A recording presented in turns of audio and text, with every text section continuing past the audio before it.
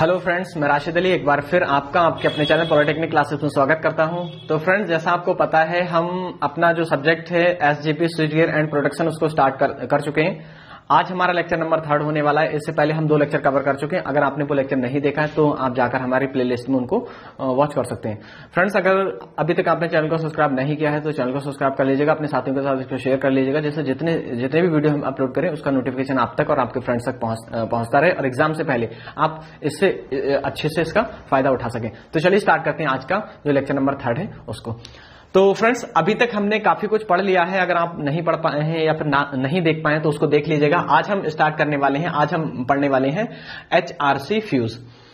तो फ्रेंड्स, अगर बात करें हम HRC फ्यूज की फुल फॉर्म होती है हाई रैप्चरिंग कैपेसिटी फ्यूज। अगर हम बात करें ये फ्यूज तो ये सेकंड पॉइंट यही है। पहला पॉइंट आपको ये लिखना है फ्रेंड्स HRC फ्यूज का कि इसकी जो फुल फॉर्म है या फिर HRC का मतलब है, अर्थ है, वो ये है high rapturing capacity fuse. Second point आपको इसको ये लिखना है कि ये एक प्रकार का इंडस्ट्रियल फ्यूज होता है। फ्रेंड्स, ये इंडस्ट्रियल जो आपके डिस्ट्रीब्यूशन पैनल्स होते हैं या फिर जो आपके प्रोडक्शन पैनल्स होते हैं उसमें इसका यूज किया जाता है। किसी भी मशीन को ऑपरेट करने से पहले हम इस फ्यूज को उसके सीरीज में कनेक्ट करते हैं। सीरीज में कनेक्ट करने का जो हमने रीजन था वो डिटेल में इससे पहले वाली वीडियो में बता दिया है। अगर आपको नहीं पता है या फिर आपने नहीं देखा तो उसको आप देख लीजिएगा और आप उसको अच्छे से समझ पाएंगे। तो अगर हम बात करें हाई रैप्चरिंग कैपेसिटी फ्यूज का तो ये एक प्रकार का आपका इंडस्ट्रियल फ्यूज है। पहले हम इसकी जो बनावट है उसकी बात कर लेते हैं, कंस्ट्रक्शन की बात कर लेते हैं। तो फ्रेंड्स, ये अगर इस वाले पॉइंट की बात करें तो ये पॉइंट है हमारा कॉन्टेक्ट बॉडी। अगर हम इसकी बात करें ये है हमारा सिरेमिक बॉडी। इस वाले की बात करें तो ये है हमारा ब्रास कप। अगर हम बात कर लें इस वाले की तो ये है हमारा, ये पॉइंट क्या है फ्रेंड्स हमारा, ये है हमारा फ्यूज एलिमेंट। ये वाला पॉइंट ये हमारा फ्यूज एलिमेंट है फ्रेंड्स। इसके अंदर सैंड भरी हुई है फ्रेंड्स। ये क्या है? सैंड पाउडर भरा हुआ है इसके अंदर। सैंड पाउडर यहां पर हम भर देते हैं इसके अंदर। अभी सबका काम बताएंगे, सबकी वर्किंग बताएंगे कि किसका काम क्या है, किसका पर्पस क्या है। पहले हम स्टार्ट करते हैं फ्रेंड्स इसकी बॉडी से, आउटर जो कवर है उससे बात करेंगे। तो सबसे पहले हम यहां पर आएंगे, ये है हमारा सिरेमिक बॉडी। सिरेमिक बॉडी का काम क्या है फ्रेंड्स? सिरेमिक बॉडी का काम यह है कि अगर यहां पर हीट जनरेट हो या फॉल्टी कंडीशन में जब आपका फ्यूज ऑपरेट हो रहा है या फॉल्ट उत्पन्न हो रहा है या फॉल्ट उत्पन्न हो चुका है, उस समय जब यहां पर high amount of current flow होगा, high amount of current flow होने के कारण यहां पर हाई हीट जनरेट होगी, तो उस कंडीशन में क्या होगा कि ये ब्लास्ट होगा, मतलब ये फट जाएगा। और ब्लास्ट होने के कारण इसको सिरेमिक बॉडी का इसलिए बनाया है कि अगर हम मेटेलिक बॉडी का इसको बना देते तो ये फट नहीं पाता, हो सकता था बहुत बड़ा ब्लास्ट हो जाता। तो उस ब्लास्ट को कम करने के लिए, बहुत स्मॉल ब्लास्ट हो जिस कारण हम यहां पर इसको सिरेमिक बॉडी से बना देते कि जब भी यहां पर फॉल्ट हो तो ये ब्लास्ट हो जाए और ये वाली जो सिरेमिक बॉडी है ये टूट जाए। टूटने के कारण यहां से जो हीट है वो रिलीज हो जाए, या जो गैस यहां उत्पन्न हो रही है वो यहां से रिलीज हो जाए। पहला काम है आपका सिरेमिक बॉडी का।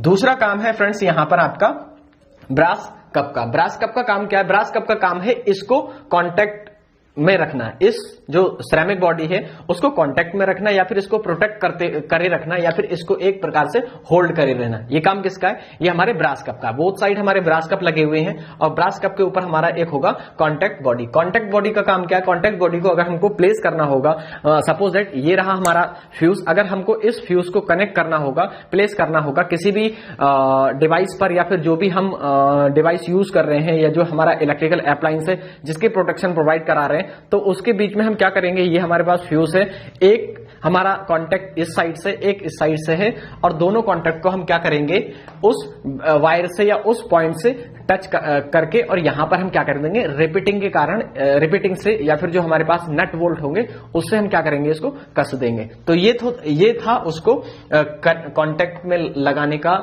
या फिर उसको प्लेस करने का। सपोज दैट अगर मान लीजिए हमारे पास ये कोई डिवाइस है और हमारे पास ये है HRC फ्यूज, ये है हमारे पास HRC फ्यूज और हमारे पास ये है इसके कांटेक्ट बॉडी। ये तो इस बॉडी को हम क्या करेंगे, मान लीजिए यहां पर कोई हमारी डिवाइस कनेक्टेड है और ये इसका प्लेसिंग पॉइंट है जहां पर हम इसको प्लेस करेंगे। तो इस पॉइंट पर हम क्या करेंगे, आसानी से इसको प्लेस कर देंगे और यहां पर हम क्या करेंगे, अगर ऐसे हमारे पास पॉइंट है, ऐसे जनरली ऐसे ही होंगे फ्रेंड्स, ऐसे पॉइंट है, तो हम क्या करेंगे, इस वाले पॉइंट को यहां पर प्लेस कर देंगे और इस वाले पॉइंट को यहां पर प्लेस कर देंगे और इससे हमारा जो फ्यूज है वो आसानी से वहां पर प्लेस हो जाएगा जहां उसका प्लेस स्थान था। ठीक है। नेक्स्ट है आपका ये क्या है, ये हमारा होल्डर है। ये दोनों पॉइंट जो है वो हमारे होल्डर हैं फ्रेंड्स, आप लिख लीजिएगा इसको, होल्डर है ये आपका, ये होल्डर है। होल्डर क्या करेगा, होल्डर आपका जो फ्यूज एलिमेंट है उसको होल्ड करने का काम करेगा, उसको रोके रहेगा या उसको कांटेक्ट में बनाए रखेगा, इसको पकड़े रहेगा ये। अब दूसरा काम क्या है, दूसरा काम है या फिर तीसरा पॉइंट जो था वो ये है आपका कि ये फ्यूज एलिमेंट है। फ्यूज एलिमेंट को हम डिफरेंट मेटल से बनाया जाता है, लेकिन सबसे ज्यादा जो प्रेफरेंस दिया जाता है वो आपके सिल्वर को और बायोमेटल को दिया जाता है। दोनों की कैरेक्टरिस्टिक्स क्या होगी, दोनों के एडवांटेज बहुत ज्यादा है, तो उसको देख लें। पहले हम बात करें सिल्वर की, तो आपको पता है जो सिल्वर है वो गुड कंडक्टर है। जब गुड कंडक्टर होगा, गुड कंडक्टर का मतलब यह है कि अगर स्मॉल अमाउंट में भी करंट हाई हो रहा है, मतलब बढ़ रहा है, अगर थोड़ा सा भी करंट ज्यादा बढ़ रहा है तो जो आपका गुड कंडक्टर है वो तुरंत उसको पास कर देगा, क्योंकि उसकी जो रेजिस्टिविटी है वो बहुत कम होगी। ऑब्वियसली अगर जीरो रेजिस्टिविटी है फ्रेंड्स किसी भी मेटल की, या फिर बहुत कम है, लो रेजिस्टिविटी है, तो उसकी जो कंडक्टिविटी है वो हाई होगी। कंडक्टिविटी हाई, क्योंकि ये वाला आप एक रिलेशन देख लीजिएगा, conductivity inversely proportional to the resistivity of the conductor, ये है आपकी कंडक्टिविटी। और ये अगर रेजिस्टिविटी की बात करें तो ये इसके इनवर्सली प्रोपोर्शनल है। अगर रेजिस्टिविटी कम होगी किसी भी मेटल की तो ऑब्वियसली उसकी जो कंडक्टिविटी है वो हाई होगी। कंडक्टिविटी हाई होगी, या फिर आप ये बोल सकते हो कि अगर रेजिस्टिविटी कम है तो ऑब्वियसली उसका रेजिस्टेंस भी कम होगा। रेजिस्टेंस कम होगा तो अगर हम ओम्स लॉ अप्लाई करें, यहां पर देखिए ओम्स लॉ अगर हम अप्लाई करें, रेजिस्टेंस कम हो गया तो ऑब्वियसली उसकी करंट हाई, मतलब जितना करंट उससे बढ़ रहा है या जितना करंट पास करने की हम कोशिश करेंगे, टोटली करंट पास हो जाएगा हमारे उस बॉडी से। तो इस प्रोस्पेक्टस में आप दोनों पॉइंट को नोट डाउन कर लीजिएगा और दोनों पॉइंटों से देखिएगा कि यहां से भी हमारा कंडक्टिविटी ज्यादा बन रही है तो तब भी हमारा करंट आसानी से मूव कर जाएगा, और अगर इस वाले पॉइंट से या इस प्रोस्पेक्टस से देखें तब भी हमारी हाई अमाउंट की करंट फ्लो हो जाएगी। तो अगर हम बात करें यहां पर कि जैसे इससे प्रीवियस लेक्चर में हमने बता दिया था आपको कि जो हमारा फ्यूज है जब वर्किंग कंडीशन होगी तो, या फिर अगर फ्यूज की बात कर लें तो दो कंडीशन वहां अराइज होंगी। पहली कंडीशन तो नॉर्मल कंडीशन होगी और दूसरी कंडीशन होगी एबनॉर्मल कंडीशन, जिसको हम कहते हैं फॉल्टी कंडीशन। अब पहले तो हम बात करेंगे नॉर्मल कंडीशन की। नॉर्मल कंडीशन में क्या होगा फ्रेंड्स, नॉर्मल कंडीशन में जो हमारा फ्यूज है वो ठीक ठाक तरह से काम करेगा, क्योंकि किसी भी प्रकार का फॉल्ट उत्पन्न नहीं हुआ है। जब फॉल्ट उत्पन्न नहीं होगा तो फ्यूज में किसी प्रकार का परिवर्तन नहीं देखने को मिलेगा। सेकंड कंडीशन उत्पन्न होगी एबनॉर्मल कंडीशन। एबनॉर्मल कंडीशन वो कंडीशन होगी जब हमारे फ्यूज में डिस्टरबेंस क्रिएट होगा। और वो कैसे होगा, मान लीजिए आपकी जो डिवाइस कनेक्टेड है इस साइड से और यहां से हमारा सप्लाई आ रहा है, यहां हमने इसको वायर कनेक्ट कर रखा है, सप्लाई कनेक्ट कर रखी है, यहां पर हमारी मशीन कनेक्टेड है। तो यहां से जब सप्लाई इन होगी, और सप्लाई जब इन होगी फ्रेंड्स, तो मशीन पर अगर ओवरलोड हो रहा है या शॉर्ट सर्किट फॉल्ट हो रहा है, क्योंकि जो फ्यूज है वो ऑब्वियसली जनरली दो टाइप के फॉल्ट को ही कवर करेगा या प्रोटेक्शन प्रोवाइड कराएगा। पहला तो आपका शॉर्ट सर्किट, दूसरा आपका ओवरलोड।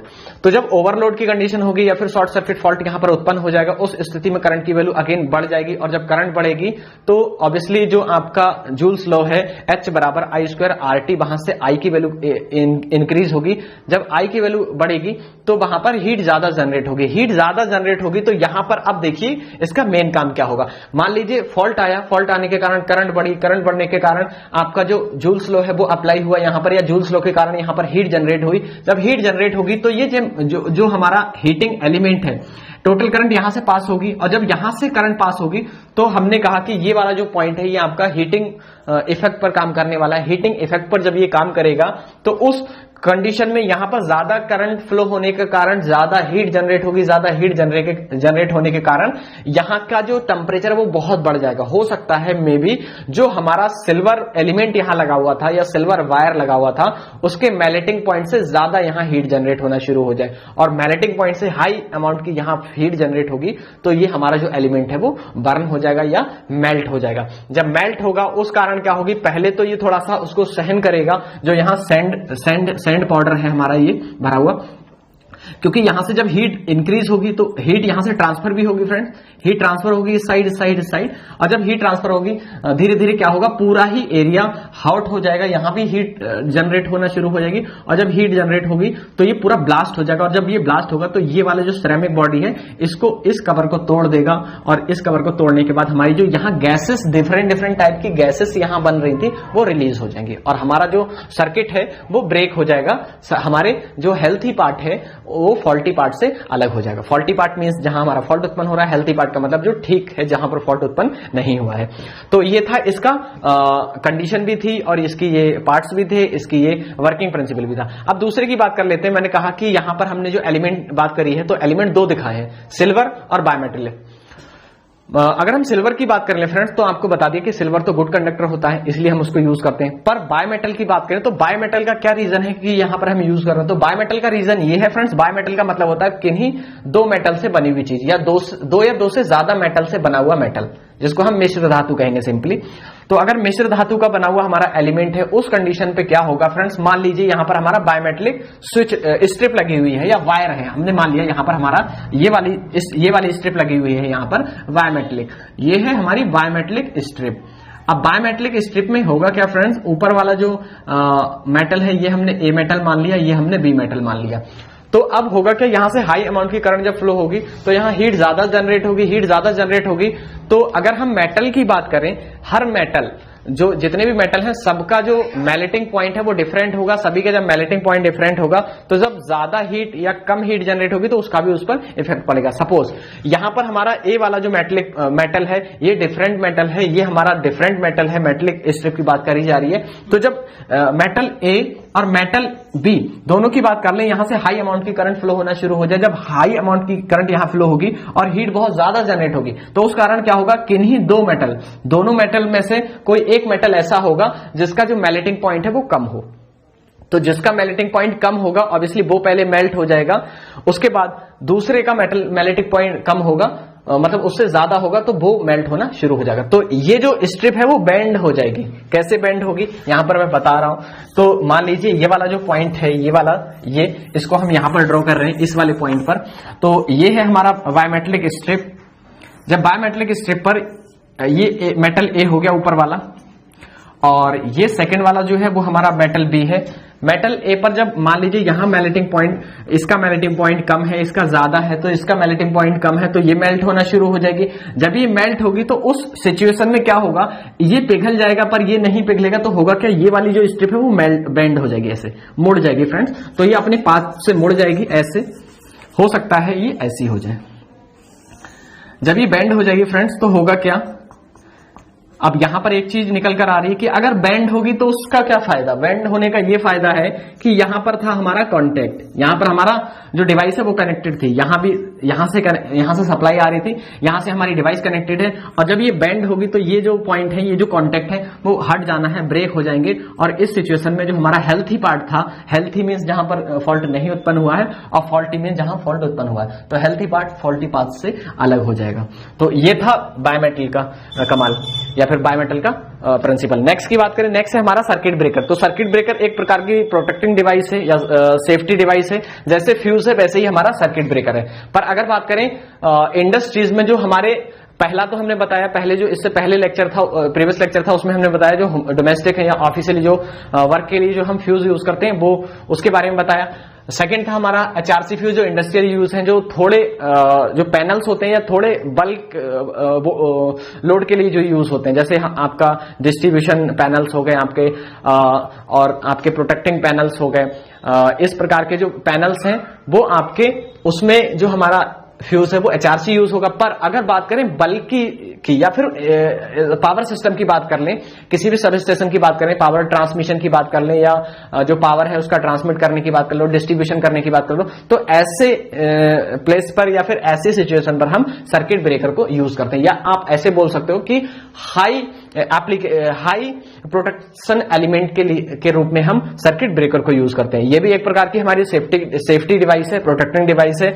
सर्किट ब्रेकर क्या है, स्विचिंग डिवाइस है। यहां देख लीजिएगा, जो नेटवर्क को एबनॉर्मल या फॉल्टी करंट से सुरक्षा प्रदान करती है। वही पॉइंट यहां भी यूज अप्लाई हो रहा है, जहां पर आपका जो करंट है या फिर जो आपकी फ्यूज था, फ्यूज आपका करंट जो ओवर करंट है या शॉर्ट सर्किट की कंडीशन आ रही है उससे प्रोटेक्शन प्रोवाइड करा रहा है। सेम यहां होगा, पर ये आपका बहुत हाई बल्कि प्रोटेक्शन के लिए रहेगा।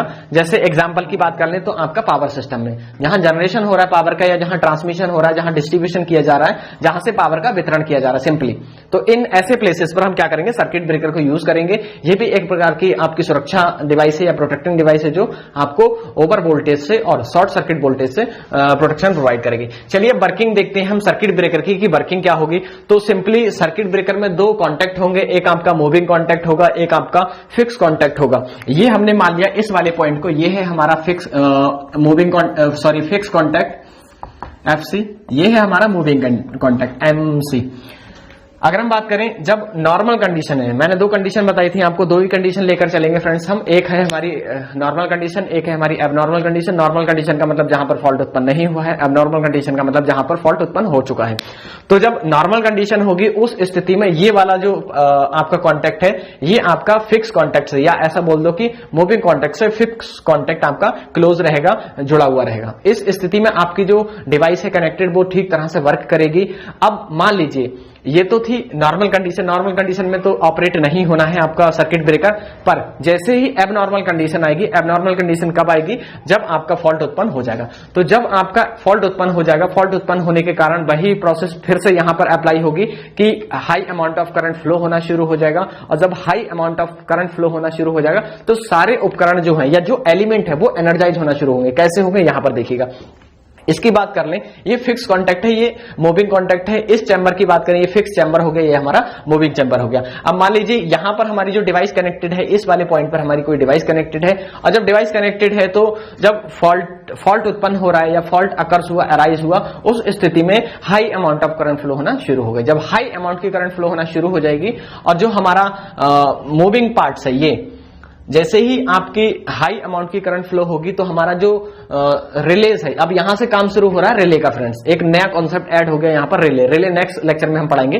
तो रिले क्या करेगी, रिले एक प्रकार की करंट सेंसिंग डिवाइस है, या फिर ये बोल दो कि फॉल्ट सेंसिंग डिवाइस है। करंट नहीं बोल सकते पर फॉल्ट सेंसिंग बोल सकते हो कि आपका फॉल्ट सेंसिंग डिवाइस है रिले। और जब फॉल्ट को सेंस करेगी, सेंस करने के बाद वो रिले कॉइल एनर्जाइज हो जाएगी। जब एनर्जाइज होगी तो सर्किट ब्रेकर को वो कमांड देगी या सर्किट ब्रेकर को सिग्नल सेंड करेगी, और सर्किट ब्रेकर क्या करेगा, सर्किट ब्रेकर की ट्रिप कॉइल एनर्जाइज हो जाएगी। और जब एनर्जाइज होगी तो वो क्या करेगा, मूविंग कॉन्टैक्ट से जो फिक्स कॉन्टैक्ट है वो अलग होने की कोशिश करेगा। मतलब फिक्स कॉन्टैक्ट यहीं रहेगा और आपका जो मूविंग कॉन्टैक्ट है वो मूव कर जाएगा, और मूव करके जब दूर हटेगा फ्रेंड्स, अब यहां से बहुत बड़ी कंडीशन उत्पन्न होगी। जैसे ही ये मूविंग कॉन्टैक्ट मान लिया, ये हमारा फिक्स कॉन्टैक्ट है, जैसे ही मूविंग कॉन्टैक्ट से फिक्स कॉन्टैक्ट दूर होगा, हटेगा ऐसे, जब ये हटेगा तो इसके बीच में एयर गैप होगा। जैसे जैसे एयर गैप बढ़ता हुआ चला जाएगा, एयर के बीच में कुछ पार्टिकल्स होते हैं, अलग अलग डिफरेंट मॉलिक्यूल्स अवेलेबल होते हैं। तो जब फर्स्ट टाइम यहां पर जब ये हटेगा तो यहां स्पार्किंग होगी। जैसे ही स्पार्किंग होगी, इसके बीच में जितने भी मॉलिक्यूल्स होंगे एयर में, या फिर डस्ट के पार्टिकल्स हो जाए,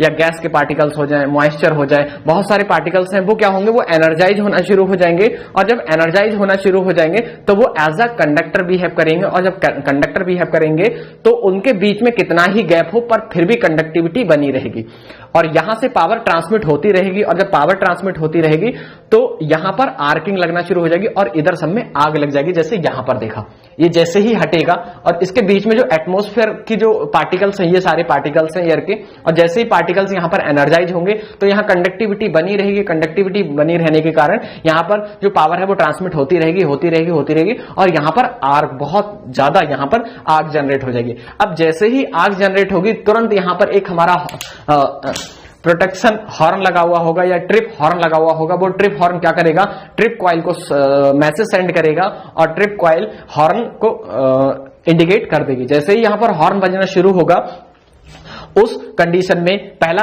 काम ये हुआ कि ये पीछे हटा फ्रेंड्स। ये जैसे ही पीछे हटा, इसके बीच में एयर जो है वो आयनाइज हो गई। आयनाइज होने के कारण यहां पर आग जलना शुरू हो गई। जैसे ही आग जलेगी तुरंत यहां पर हमारा एक चैम्बर होगा। अब वो अलग अलग हो सकता है, पर यहां पर हमने एग्जांपल के लिए SF6 जो गैस है, सल्फर हेक्सा फ्लोराइड गैस, इसको हमने यहां पर इस चैम्बर को दिखाया है। जैसे ही ये पीछे हटेगा तुरंत ये वाले जो कॉन्टेक्ट है या फिर जो यहां वाला पॉइंट है, ये वाला डोर है, ये ओपन हो जाना है। और जैसे ही ओपन होगा ये, तो जो SF6 गैस है वो यहां पर रिलीज हो जाएगी। इस वाले पार्ट में जैसे ही रिलीज होगी तो SF6 की दो कंडीशन है, दो सबसे मोस्ट इंपॉर्टेंट प्रॉपर्टीज है। पहली तो ये है कि SF6 क्या करेगी, SF6 इलेक्ट्रोनेगेटिव गैस है, पहला पॉइंट। इलेक्ट्रिक नेगेटिव गैस का मतलब यह है कि यहां पर जितने भी इलेक्ट्रिकल जो आपके इलेक्ट्रॉन्स होंगे, जो इलेक्ट्रॉन्स यहां पर फ्लो हो रहे हैं, तो वो इलेक्ट्रॉन्स को क्या करेगी, ये नेगेटिविटी के कारण या फिर उनको एब्जॉर्ब करने की कोशिश करेगी या उनको न्यूट्रलाइज करने की कोशिश करेगी, पहला पॉइंट। दूसरा पॉइंट यह है कि जब ये बहुत हाई प्रेशर से यहां पर हम इसको यहां पर टर्बुलेंस क्रिएट करेंगे इसके बीच में, तो जैसे ही हाई टर्बुलेंस यहां पर क्रिएट होगा तो इसके बीच में जितने भी पार्टिकल्स हैं वो सारे के सारे उड़कर बाहर निकल जाएंगे और यहां की जो आग है, जो लपटें जल रही हैं आग की, तो वो बंद हो जाएंगे। इस तरह से हम क्या करेंगे, प्रोटेक्शन प्रोवाइड करा देंगे। नेक्स्ट है आपका टाइप्स ऑफ सर्किट ब्रेकर। तो पहला टाइप आपका हो गया एसीबी, एयर ब्रेक या air blast circuit breaker. Second है आपका BCB, vacuum circuit breaker. Third है आपका OCB, oil circuit breaker. Third है आपका SF6, hexa fluoride circuit breaker. तो ये मेन सर्किट ब्रेकर है। हो सकता है मे बी इनमें से कोई एक सर्किट भी आप सर्किट ब्रेकर आपसे एग्जाम में पूछा जाए। मे बी ऐसा भी हो सकता है कि सिर्फ सर्किट ब्रेकर पर बोले कि सर्किट ब्रेकर पर टिप्पणी लिखिए, या फिर ऐसा भी बोल दे कि इनमें से कोई भी एक सर्किट ब्रेकर दे दे और बोले इनका वर्किंग प्रिंसिपल बताइए। तो फ्रेंड्स, अब इसके बाद नेक्स्ट लेक्चर में हम कवर करेंगे। आज का लेक्चर कैसा लगा आप बताइएगा और इसको शेयर कर दीजिएगा अपने फ्रेंड्स के साथ, इसको लाइक भी कर दीजिएगा। मिलते हैं नेक्स्ट लेक्चर में, तब तक के लिए bye bye, take care, thanks for watching.